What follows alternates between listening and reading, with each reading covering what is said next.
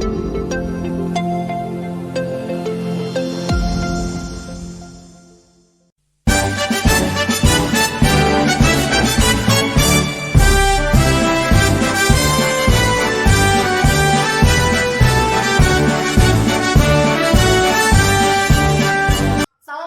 warahmatullahi wabarakatuh.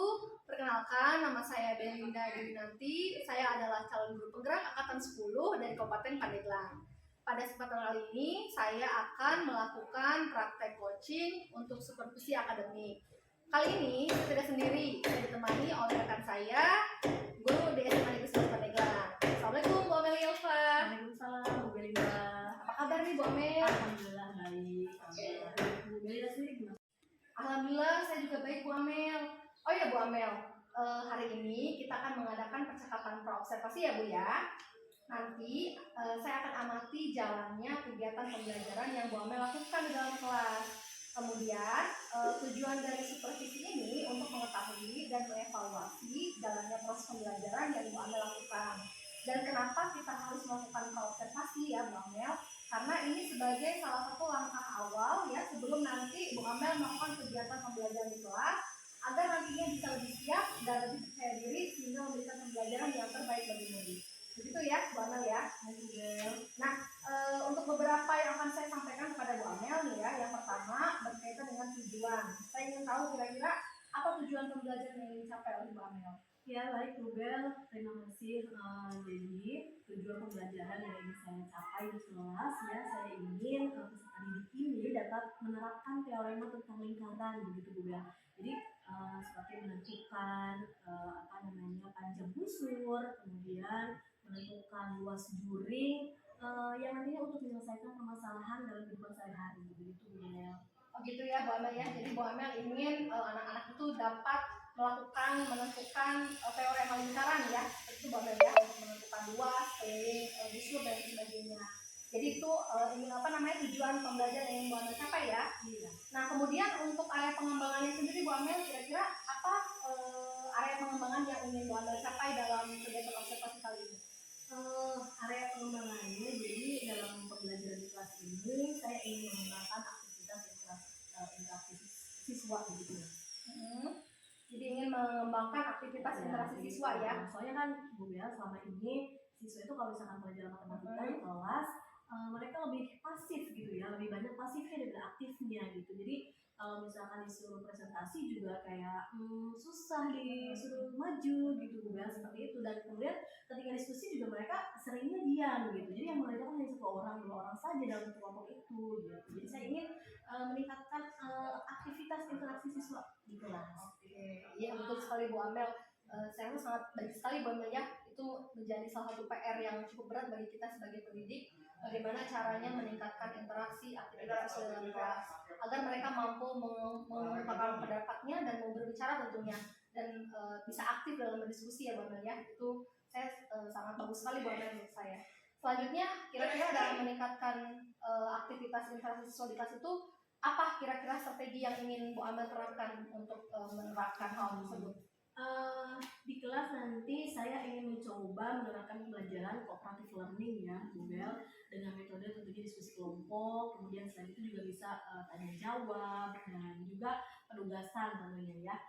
Saya juga akan memutar LKPD yang sudah saya susun gitu, kemudian nanti saya akan membagi siswa ke dalam kelompok kecil ya, sekitar 3-4 orang per kelompoknya. Harapannya ya dengan berbagi kelompok ini semua siswa dapat berperan aktif di dalam kelompoknya, yaitu di pembelajaran kelas. Oke baik Bu Amel, bagus sekali Bu Amel ya. Jadi Bu Amel ingin melakukan pembelajaran kooperatif ya dengan model diskusi seperti itu dan mengharapkan semua peserta dapat aktif gitu ya. Kemudian Bu Amel juga akan menggunakan bantuan LKPD gitu ya, seperti itu untuk untuk membantu siswa tentunya dalam kegiatan pembelajaran. Selanjutnya nih Bu Amel, kira-kira ada nggak media yang akan Bu Amel gunakan dalam kegiatan pembelajaran nanti? Saya sih inginnya memenuhi kebutuhan anak-anak Bu Bel ya, untuk mereka yang misalkan mereka itu minatnya ke kalau misalnya sesuai dengan belajar gitu ya, anak-anak sukanya yang visual, misalkan yang pengen nonton video gitu, atau mungkin menggunakan media presentasi, atau mungkin saya bawakan langsung apa namanya, atau mungkin pakai kasus gitu ya Bu Bel, seperti itu. Paling medianya ya eh, apa namanya PPT gitu kan, terus ya KPD tentu, dan mungkin apa ya Bu Bel, satu lagi saya ingin mencoba apa namanya ya, ingin menyisipkan permainan mungkin barangkali ya Bu Bel, permainan di dalam kelas biar gak jenuh gitu. Bagus sekali tuh Bu Amel ya. Apa namanya, sangat kreatif sekali, apalagi Bu Amel juga ternyata sudah menyiapkan media pembelajaran yang berbeda untuk gaya belajar anak yang berbeda juga ya. Saya rasa mudah-mudahan nanti sangat maksimal ya kegiatan pembelajarannya. Nah, kemudian Bu Amel, saya juga karena nanti kan saya akan masuk ke kelas Bu Amel ya. Kira-kira saya ingin tahu kira-kira kapan Bu Amel akan melakukan kegiatan pembelajaran tersebut? Mungkin di hari apa dan di kelas berapa, juga jam berapa? Tentunya ini di fase F ya Bu, dan kemarin akan lingkaran dari fase F. Kayak jadwalkan sih saya yang lebih cepat ya, lebih cepat ini pelaksanaannya besok gitu ya. Barangkali juga ada waktu juga, pas ya waktunya dengan saya itu besok hari Selasa di jam ke 7.8 juga ya, setelah itu makan kedua, barangkali juga bisa.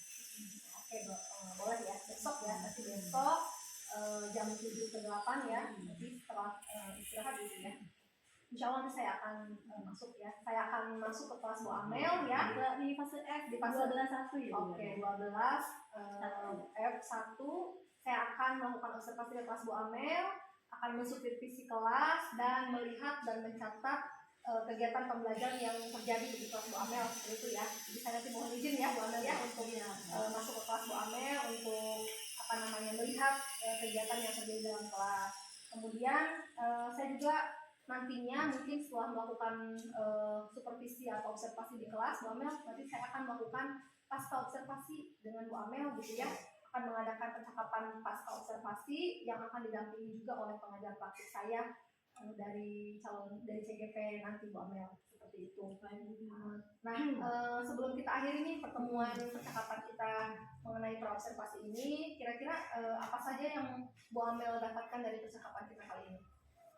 Baik Bu Bel, tadinya saya masih bingung ya Bu Bel, saya mau menerapkan metode apa gitu, ataukah ceramah langsung atau diskusi kelompok, tapi saya pikir tadi akhirnya dibantu juga untuk memutuskan ya Bu Bel ya, jadi akhirnya saya punya gambaran gitu akan menerapkan metode apa. Kemudian juga tadi saya secara spontan ya, tiba-tiba saya ingin terinspirasi gitu, kenapa enggak saya mengisi permainan gitu ya. Jadi akhirnya ya semuanya itu saya memiliki gambaran ke depannya untuk mempersiapkan apa-apanya saat masuk ke kelas itu, untuk menjalani kelas.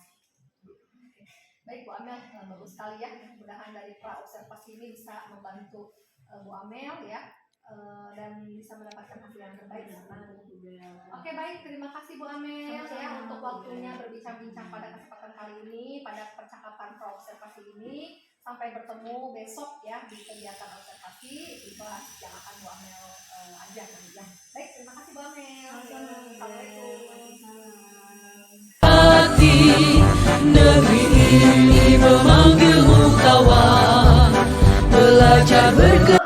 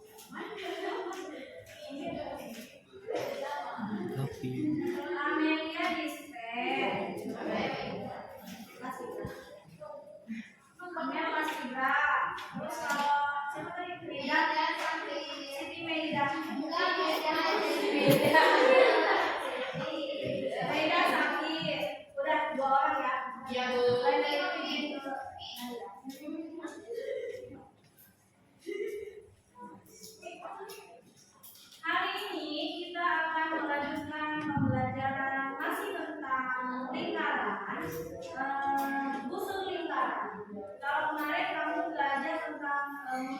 panjang busur lingkaran itu juga masih soalnya masih yang udah kan apa? Nah kita kalau hari ini ibu kasih soal bukan soal kasus atau masalah yang agak kompleks sedikit. Itu panjang busur lingkaran ibu mau tanya Adit masih ingat mau menghitung panjang busur lingkaran kita harus tahu apa dulu? Syaratnya apa? Kamu bisa menghitung panjang busur lingkaran. Apa tadi? Jari-jari, terus titik pusat, terus apa lagi? Apa lagi? Sudut apa? Sudut pusat. Mau menghitung panjang busur lingkaran, syaratnya adalah yang pertama kamu harus tahu jari-jari dulu, yang kedua adalah sudut lingkarannya. Besar sudut lingkaran kamu tahu. Dari situ kamu bisa menghitung panjang busur lingkaran yang bentuknya sudut dimanapun. Nah, terusnya ya, jangan lupa sudut pusat dibagi 360 darab kali 2 dikali Pi dikali R. Kita baca dulu perhatikan. Ada dua roda gigi yang memiliki jari-jari yang sama, yaitu 28 cm. Jari-jari ingat, jari-jari itu jarak dari mana? Dari pusat ke titik. Jarak dari pusat ke sisi lingkaran atau dari lingkaran ya. Berarti kalau misalnya di sini jari-jari lingkaran ada 28 cm, jadi di sini jangan pusatnya ya. Bagiannya sini ya. Selanjutnya ibu ada kasus, ada contoh perhatikan semuanya. Ini adalah beberapa soal yang harus kita kerjakan bersama, tapi kita selesaikan dengan cara berkelompok. Jadi kamu selesaikan dari diskusi kelompok. Ada 3 soal, tadi kelompoknya ada 5 ya. Jadi kelompok satu yang mana? Yang ini. Oh, Senin Selasa, Senin sampai Jumat. Senin atau Selasa?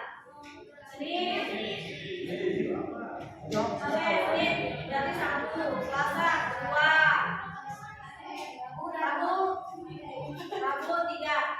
Senin, Selasa, Rabu 1, 2, 3. Terus Kamis Jumatnya mulai lagi dari soal 1, 2, 3. Ngerti nggak?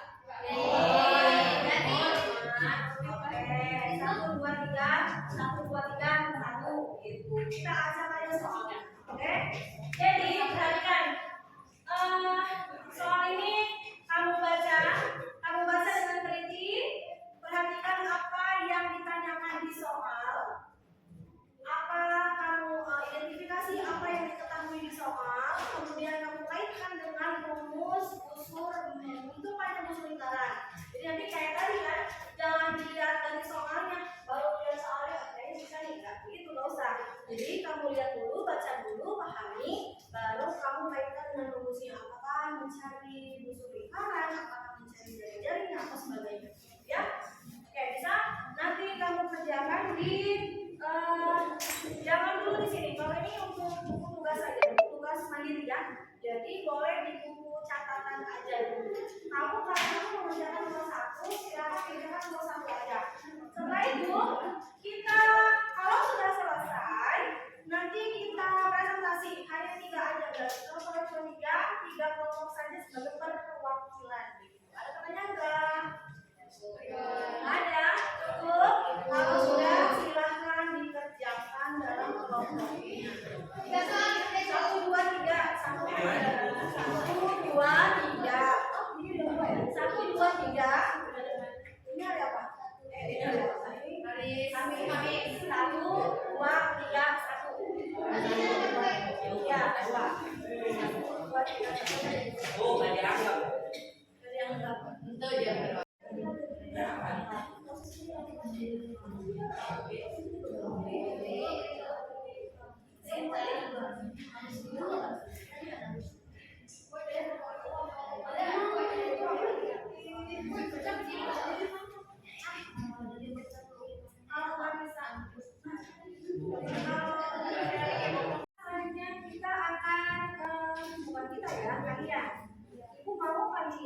merefleksikan apa yang sudah kalian alami pada hari ini.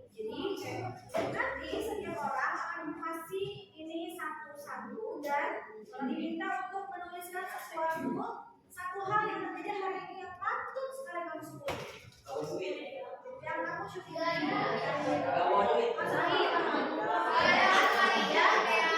Ceritakan boleh kamu tulis di sini. Nanti kita share di sebelah sana. Tak perlu pakai nulis. Oke? Bisa? Oke? Jadi seharian ini coba seharian ini apa yang perlu kamu syukuri boleh kamu tulis di situ. Alhamdulillah hari ini saya